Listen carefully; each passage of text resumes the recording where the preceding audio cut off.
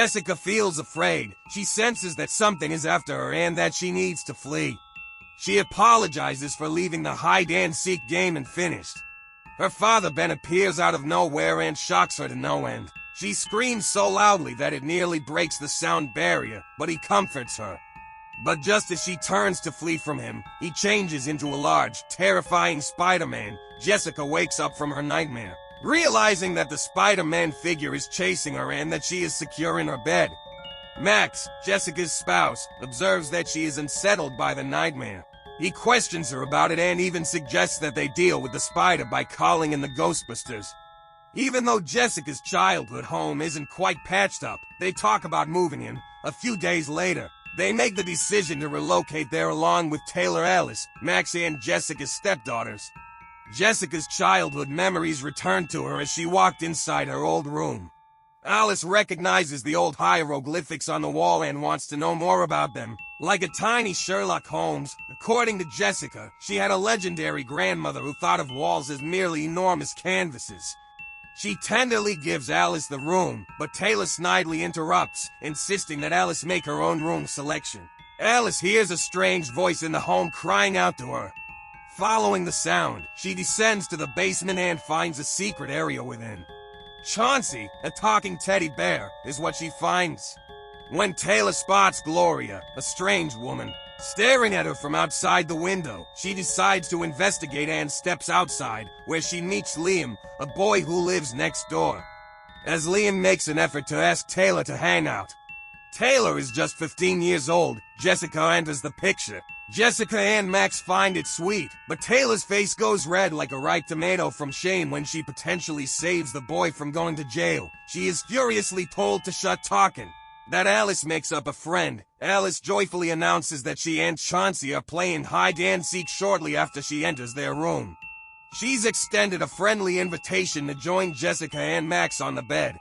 There's a noise, Jessica, and she starts to whirring. When Alice suddenly appears, she is startled and almost passes out, so she decides to check under the bed. Jessica hears Alice and Chauncey enjoying a tea party in her room the following evening. She also hears Alice praising someone, to which the woman replies with a thank you. Apparently, it's not Barbie. It's Alice's cuckoo mother, Samantha Taylor.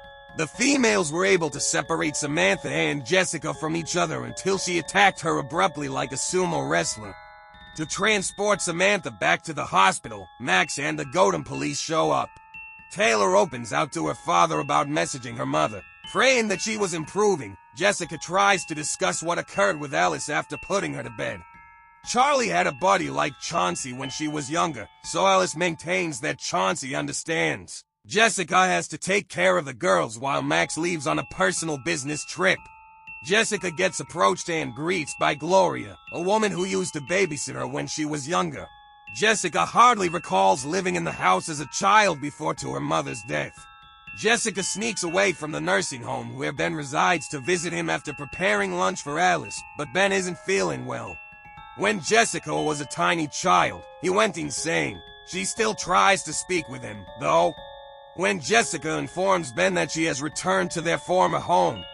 When a nurse steps in and calms him down, Jessica sobs and exits the room.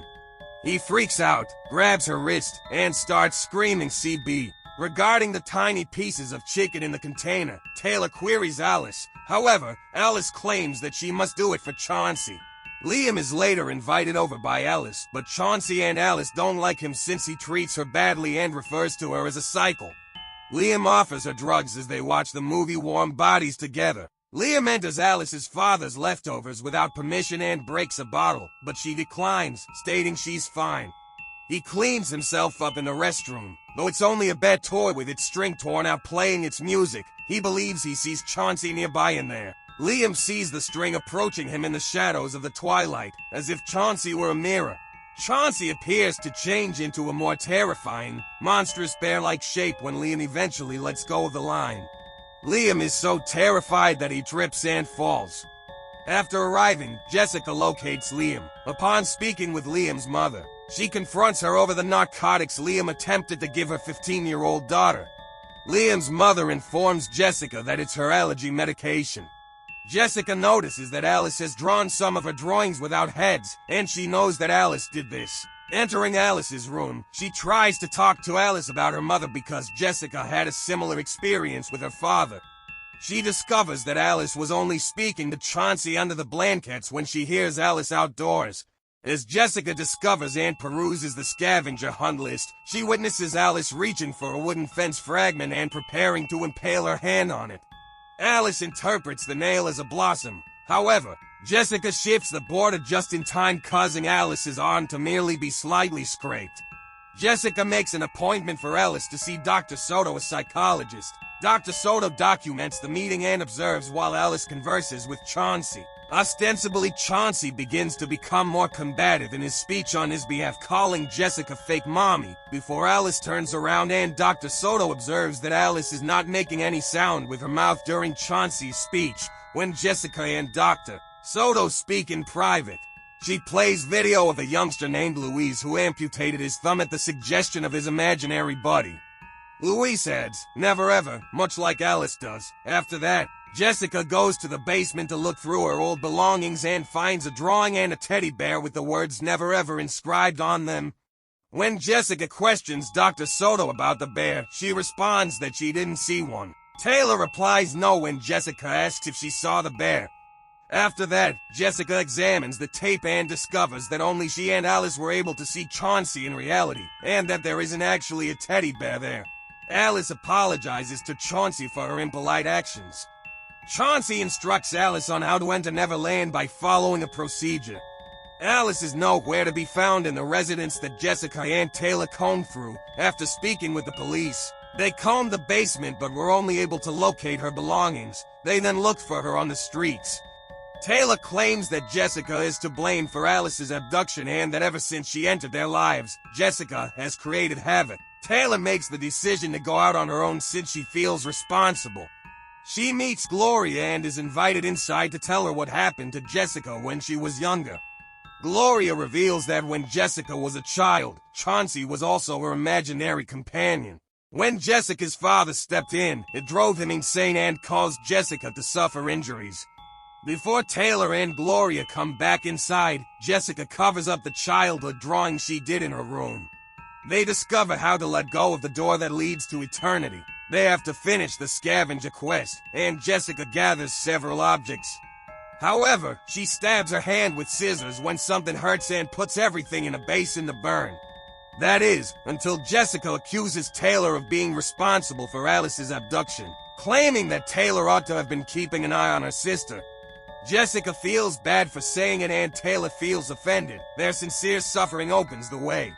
The women enter a world that is never, surrounded by imaginative play, while they search for Alice. They come upon a door that opens, displaying the evening of Jessica's early incident. Chauncey was drawing Ben back in despite the fact that he had saved her from Never Ever.